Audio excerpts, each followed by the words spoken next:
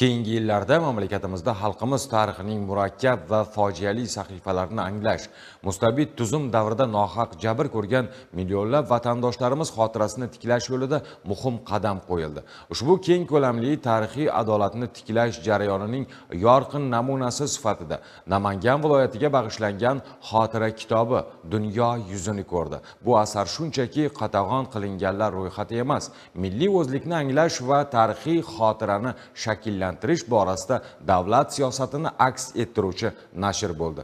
Is'hoqxon Ibrat nomidagi Namangan davlat chet tillar institutida o'tkazilgan ma'naviy ma'rifiy tadbirda bu xususda batafsil fikr yuritildi.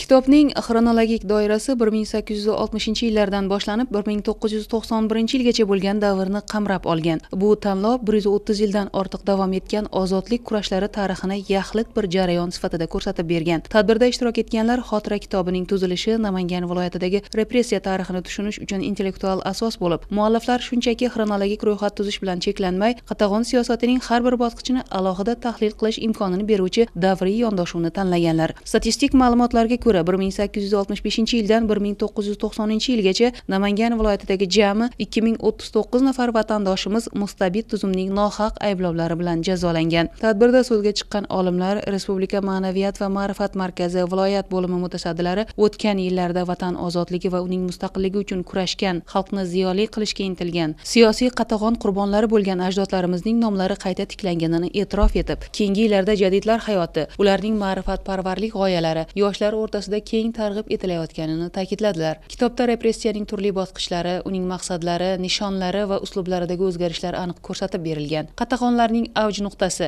ya'ni 1925-yildan 1938-yilgacha bo'lgan qisqa davr mobaynida jami 1733 kishi, ya'ni ro'yxatdagi umumiy qurbonlarning 85% repressiya qilingan. Mazkur kitobni nashr etish uchun buni ustida yaqin 5 yil ishlandi.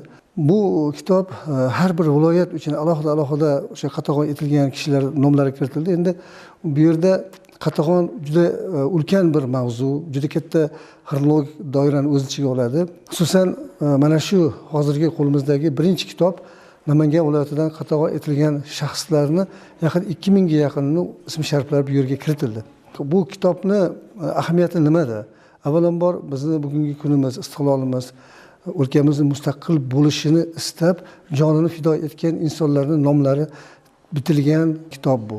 Hurmatli prezidentimizni qatag'on qurbonlarining xotirasini yod etish, ularning ilmiy asarlarini qaytadan nashrga tayyorlab chop etish haqidagi ko'rsatmalari berilgan farmonlar chiqqandan keyin mazkur masala kun tartibiga qo'yildi va har bir viloyat kesimida qatag'on qurbonlari uchun maxsus xotira kitoblari yaratildi. Bu kitoblarni o'sha arxiv ma'lumotlarini, o'sha esdaliklarni o'qirkangiz beixtiyor insonni ko'ziga yosh keladi. O'sha ziyolilar, ilm ahllari, yetuk bilim kishilari, shu vatanni, millatni kelajagini o'ylagan, ta'bir joyimiz hatto ayrimlari ensiklopedist, qomusiy bilim sohiblari o'sha paytda qatl etildilar, qatag'on qilindilar. Ana o'sha insonlarni xotirasini abadiylashtirish va kelajak avlodga yetkazish maqsadida ma'lumotlar to'plandi va ixcham holatda kitob shaklida nashr etildi. Tarixga nazar tashlaydigan bo'lsak, 4-10 oktyabr kunlari Qonli oktyabr nomini olgan mudhish sanada 137 nafar o'zbek ma'rifatparvarlari qatag'on qilingan. Keyingi vaqtlarda yurtimizda 10 mingdan ziyod qatag'on qurbonlari oqlandi. Tadbirda ana shu ma'rifatparvarlarning hayoti, ibratli ishlari haqida mulohazalar aytildi.